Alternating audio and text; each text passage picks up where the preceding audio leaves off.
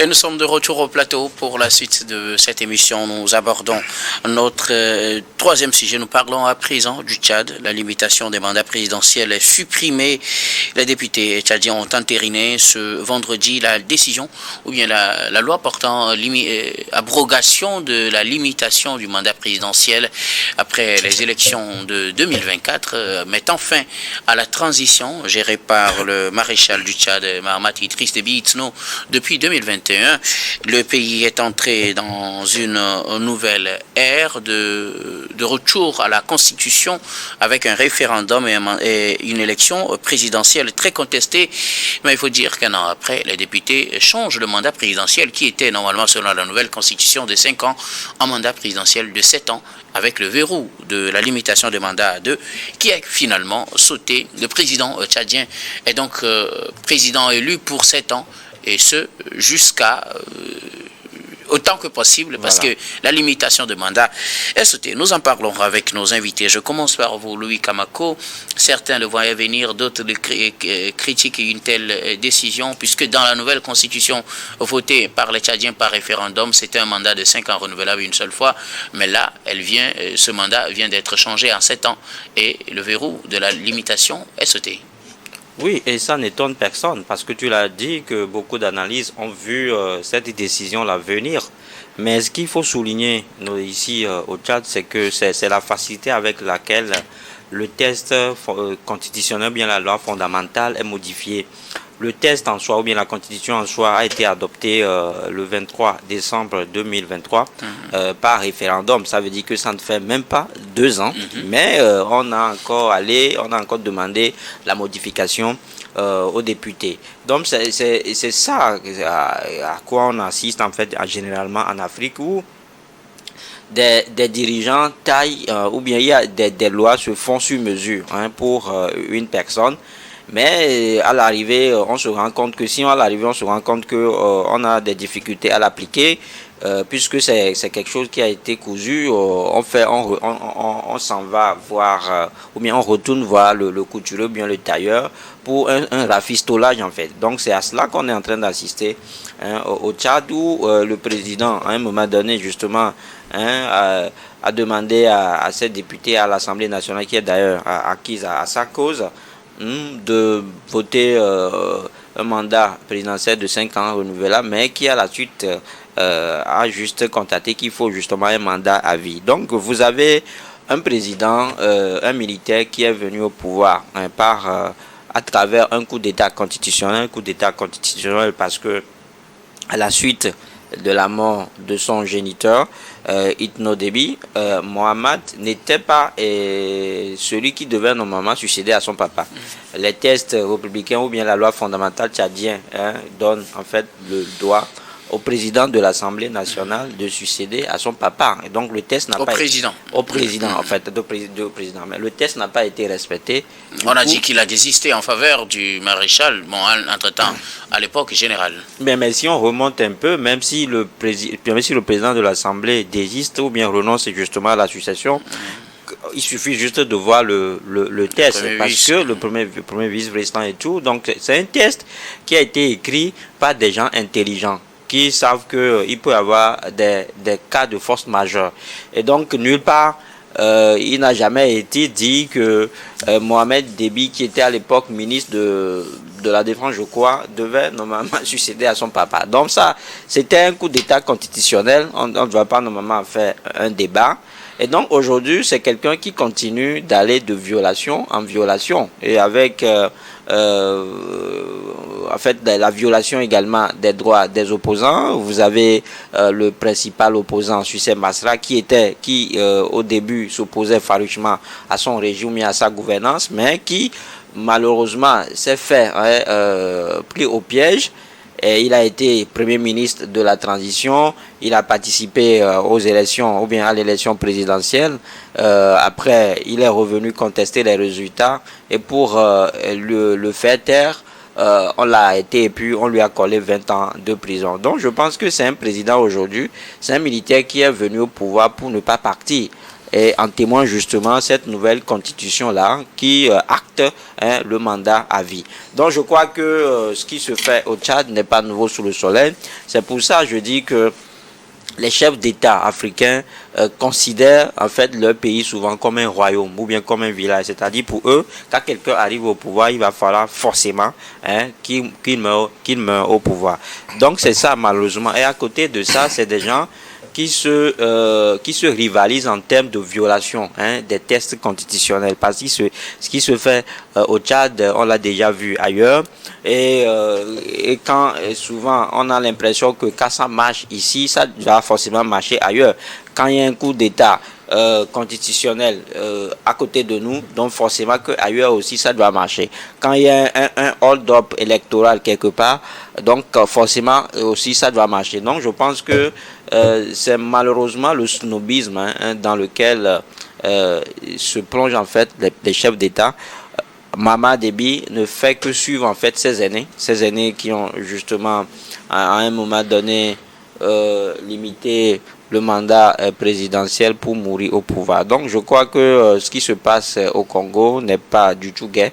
C'est un recul démocratique. Au Tchad. Ce qui se passe au Tchad ne dit pas n'est pas du tout gai. C'est un recul démocratique qui ne dit pas son mot.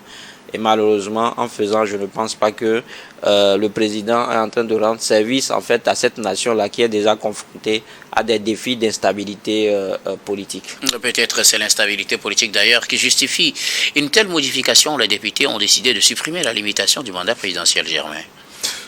Oui, c'est possible parce que vous savez, aujourd'hui, tous les codes qu'on connaissait sont remis en cause. Et on avait l'impression d'être dans des systèmes démocratiques qui étaient parfaits, ou que c'était le mieux qu'on pouvait faire. Et aujourd'hui, quand vous allez en France, avec tout ce qui se passe, avec l'impossibilité d'avoir un gouvernement qui peut faire plus d'1 an, vous vous rendez compte que c'était pas forcément de bons modèles démocratiques. Et vous avez vu en Chine, j'étais surpris quand Xi Jinping a fait voter la levée de la limitation du mandat, il y a quelques années, pour pouvoir être encore candidat. Et à l'époque, quand on dit qu'il n'y a plus de limitation de mandat en Chine, je me dis, mais alors ça veut dire qu'il y avait la limitation en Chine. Mais pourtant, personne n'a jamais décrit la Chine comme une démocratie. Mais il y avait la limitation du mandat. Et quand vous prenez des présidents aujourd'hui comme Kagame, des présidents comme Vladimir Poutine et un certain nombre de présidents, même aujourd'hui aux États-Unis, on prête à Donald Trump l'envie encore de faire plus de mandats qu'on l'imagine. Vous vous rendez compte que tous ces systèmes qu'on croyait fiables, qu'on croyait définitifs, sont en train d'être aujourd'hui remis en cause d'une manière ou d'une autre.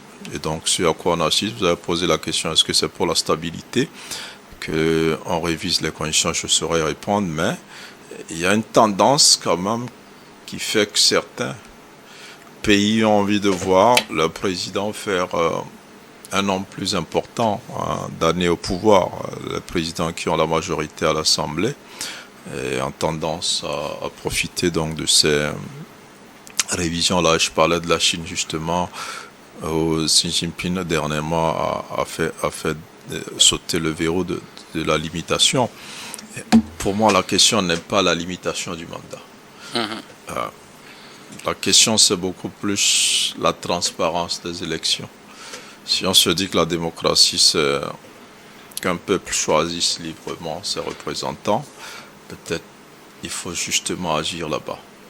Vous avez vu dans certains pays comme la France où le mandat est limité, à l'exception de Macron, les derniers présidents n'ont fait qu'un seul mandat. Alors qu'ils avaient droit à 2 mandats selon ce qu'on dit, quand on parle de la limitation. Dans la limitation, c'est vraiment pas ça la question. Même si c'est limité, vous pouvez ne faire qu'un mandat. Oui. Ne même pas avoir droit à ces 2 mandats. Voilà. Maintenant, si ce n'est pas limité, vous pouvez aussi faire qu'un seul mandat. Maintenant, mais est-ce que là, quand ce n'est pas limité, connaissant nos réalités, est-ce que c'est pas plus compliqué de ne faire qu'un seul mandat quand ce n'est pas limité? Non, quand c'est limité, certains estiment qu'une personne ne peut pas rester plus de 8 ans ou 10 ans au pouvoir. Vous comprenez? Donc, ça, c'est la vision du législateur. Il se dit, à partir de 10 ans, il ne peut plus être productif ou bien il va peut-être renforcer son pouvoir. Peut-être qu'on n'en veut pas. Et donc, certains, même en France, le septennat, ce n'est pas une invention des Africains. Et quand Macky Sall est venu, il a fait passer son mandat de 5 à 7 ans. Mais en France, ça a été fait.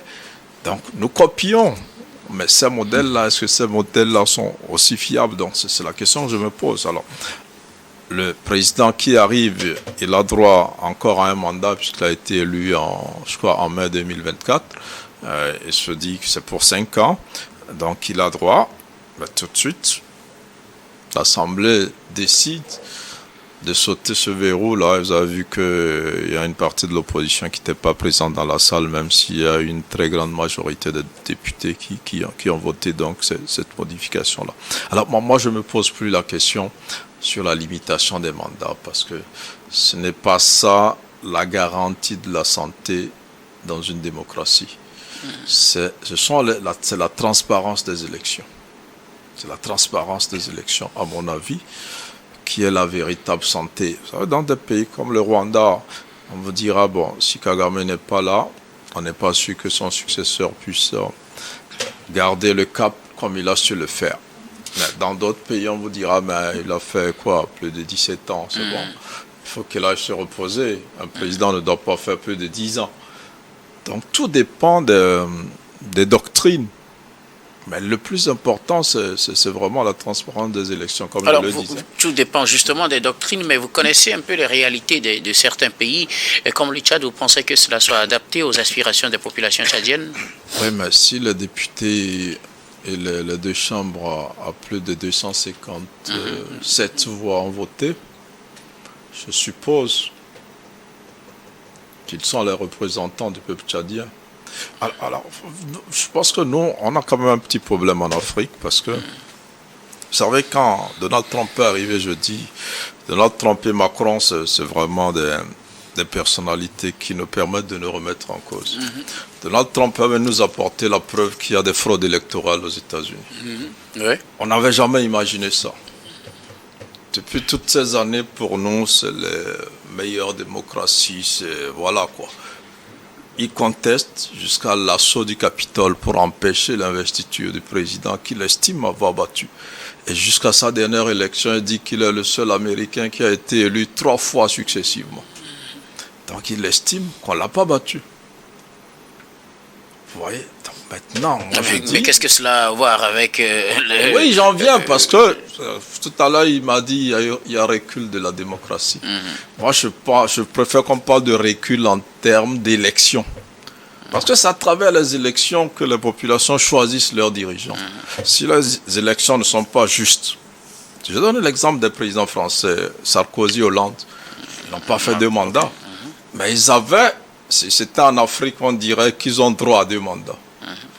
Est-ce qu'ils ont vraiment droit à 2 mandats? Non. Ce n'est pas parce qu'on a limité qu'ils ont droit à 2 mandats, mais ils ont été battus après 1 mandat. Donc, la question n'est vraiment pas la limitation du mandat. Il faut voir plutôt l'organisation des élections, la transparence des élections. Maintenant, la réalité aussi est que quand quelqu'un peut-être dure trop, comme dans le cas camerounais aujourd'hui, où on investit quelqu'un qui est absent même à son investiture, on peut commencer par se poser des questions. On l'a vu aussi dans le cas algérien avec Bouteflika à l'époque, qui a même eu un mandat alors qu'il n'a même pas battu campagne. Et donc, sur ces cas-là, on peut se poser des questions, mais allez demander aux Rwandais s'ils sont fatigués de Kagame après plus de 17 ans.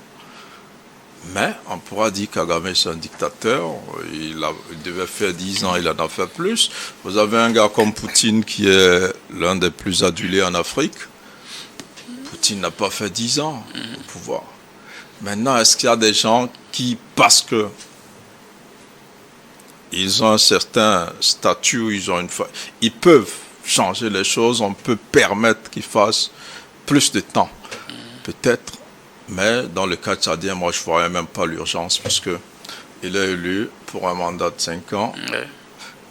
Il a droit d'aller aux prochaines élections après 5 ans. Oui, bien sûr. Donc il n'y a vraiment aucune urgence pour qu'on révise cette constitution-là 1 an seulement après son élection. Maintenant, peut-être que les Tchadiens pensent qu'il faut déjà donner les signaux qu'on a besoin de donner du temps. Donc ça, je n'ai pas compris. Mais après, je pense que les modèles démocratiques tels qu'ils existent doivent être mis en question. Mais pas sur la base des élections. Je parle des modèles. Vous avez vu le cas français. Aujourd'hui, on demande à Macron d'organiser l'élection présidentielle anticipée. Il ne veut pas. Mais c'est un système, en réalité, qui, à mon sens, ne marche pas. Vous avez vu en Allemagne aussi la durée des gouvernements, l'instabilité que ça provoque. Donc, je crois que c'est un modèle sur lequel nous nous calquons. Nous devons réfléchir. Maintenant, au fond, ça ne devrait pas poser de problème. Le seul problème au Tchad, c'est que ça ne fait pas 1 an. Ça fait moins de 2 ans qu'ils ont modifié. Je dis, je ne vois pas l'utilité d'une révision au niveau du mandat parce qu'il n'y a pas d'urgence à lui donner 7 ans alors qu'il n'a pas encore fini les 5 ans. Merci beaucoup. Voilà. Pour Germain, le problème, ce n'est pas la modification du mandat présidentiel, c'est plutôt les élections. La transparence des élections. Non, je crois que l'absence de transparence des élections est caution de la longévité au pouvoir. Parce que les élections en soi, ce sont les régimes en place qui les organisent. Donc, ils décident délibérément que ces élections ne soient pas transparentes. Donc c'est une question de volonté et d'honnêteté et de sincérité politique. Si ceux qui sont au pouvoir décident d'organiser une élection libre et transparente, je crois que ces élections-là le seront.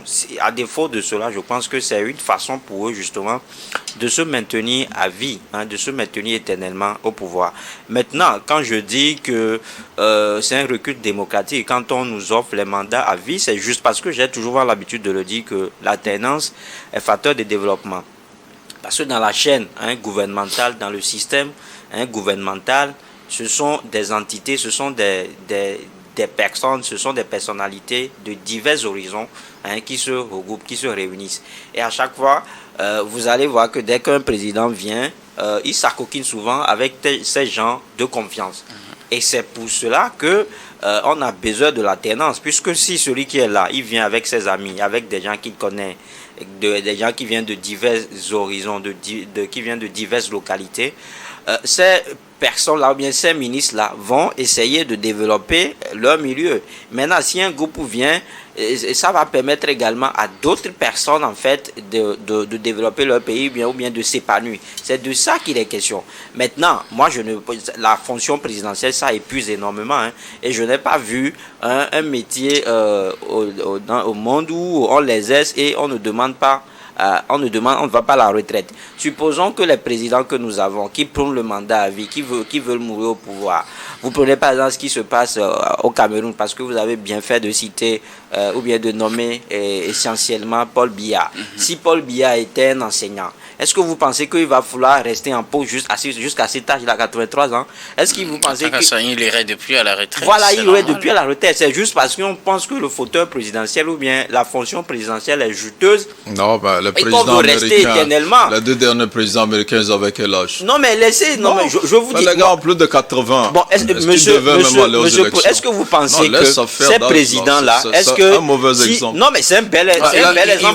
Il voulait savoir si il faut n'était pas le mandat présidentiel. Est-ce que si Paul Biya. Prenez un gars comme Ouattara, comme Gbagbo qui veulent être candidat, vous pensez qu'ils sont incapables de diriger? Non, mais le problème n'est pas. Ils ne sont pas aussi vieux pour diriger. Après tout, c'est une fonction. Oui, mais est-ce que. Attends, pourquoi les partisans de Gbagbo veulent qu'il soit candidat? Vous pensez qu'ils pensent qu'il est vieux? Non, mais ça, les partisans de Ouattara, vous pensez qu'ils pensent qu'il est vieux? Je pense que Gbagbo ne fait pas l'unanimité. Même le vieux fait Boigny à l'époque. Gbagbo ne fait pas l'unanimité, mais je ne veux pas là. Ça dit que ma question, est-ce que si ce n'est pas la fonction présidentielle. Maintenant, quand vous dites en Afrique, je vous donne les exemples des présidents américains. Vous pensez que Mohamed Déby, s'il était professeur, il était enseignant peut-être à l'université, il va vouloir enseigner jusqu'au dernier ou bien jusqu'au soir de sa vie? Non, ce n'est pas ça. Donc, à un moment donné, il faut savoir quitter les choses avant que les choses ne vous quittent. Il faut laisser la main. Aucun homme, aucune personne n'est providentielle. C'est-à-dire qu'il n'y a pas d'homme providentiel. C'est-à-dire qu'une fonction présidentielle, doit être une rotation. Il doit avoir ce qu'on appelle l'alternance ou bien une alternative pour permettre en fait à tous les citoyens d'insuffler une dynamique au développement de leur pays. Moi, ce qui se passe au Tchad, je l'ai vu venir parce que c'est un scénario qui a été écrit et expérimenté ailleurs. Donc, Mohamed Devi ne peut que copier cela. Et malheureusement, comme je l'ai dit tout à l'heure, il ne rend pas service à ce peuple-là parce qu'il n'est pas là pour tout le temps modifier la constitution à sa guise. Il est là pour résoudre une instabilité en fait sécuritaire. C'est de ça qu'il s'agit. Son géniteur était mort au fond. Jusque-là, on ne sait pas, on a du mal à identifier les assassins de son père. Il n'a pas enclenché une enquête digne de ce nom justement pour l'établissement, pour le jaillissement de la vérité. Il se met justement à poser des actes qui vont dans le renforcement de son pouvoir. Je pense que c'est des militaires du genre à qui on doit justement demander d'être dans les casernes. Merci beaucoup à vous tous pour vos contributions. Nous allons marquer une nouvelle pause, puis on reviendra tout à l'heure pour la dernière partie de cette émission, dernière partie que nous allons bien évidemment consacrer au Togo.